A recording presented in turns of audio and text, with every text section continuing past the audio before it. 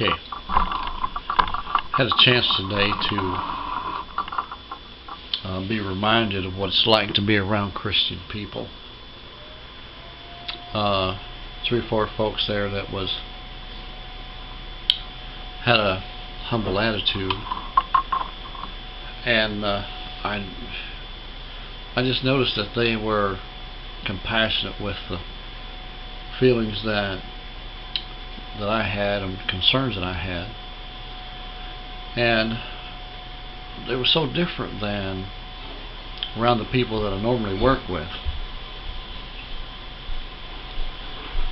And I noticed that I was able to get my ideas across without actually having to argue my way through a process. Like you do your wife. Only to be ignored. And normally when I'm working with people, those kind of people kind of fade in the background most of the time, I think.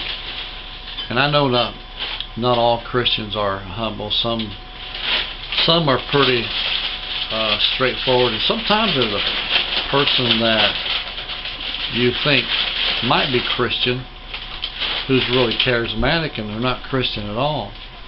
As a matter of fact, there's a lot of those today. You know, I think the Bible talked about a process, especially in the last days, where it said there would be false prophets. You know, a prophet is a worker who has an insight and the ability to see what's going on. So there's more than one kind of prophet around. There's godly prophets. And I think maybe that verse might have been talking about both kinds of false prophet, you know. Of course, there's prophets that say they are of God and they're not of God, but there's other prophets that say they are of God, and they're trying to cause their own agenda to take place, and they're prophets of the world. That's what I'm trying to say. So it's not that they're not a real prophet, but it's they're not of God. You know what I'm saying? So different kinds of attitude, you know. People that make themselves verbally abusive toward other folks. And this is one thing I'm going to like about heaven so much, is the fact that we'll be able to speak peaceably one to another. Wouldn't it be great if you just could get into a place where everybody spoke compassionately toward one another? It's like a place where everybody loves everybody. Everybody has respect rightfully one for another, and nobody is misunderstanding.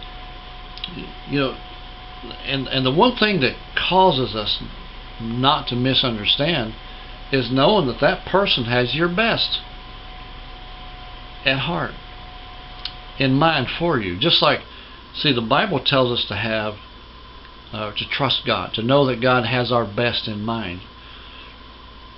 The Bible even tells us in one place that it's God's good pleasure to give us gifts.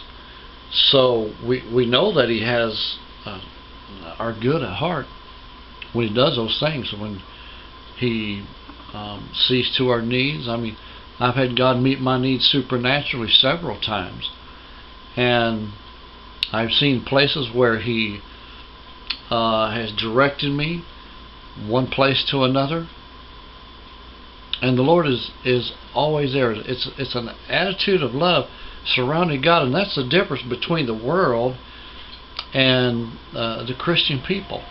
Christian people develop that godly attitude, as they go. Now, we're not all perfect, and there's times, and I'm not saying that I'm perfect in this attitude I'm talking about, but what I'm saying is that we continuously get better and better.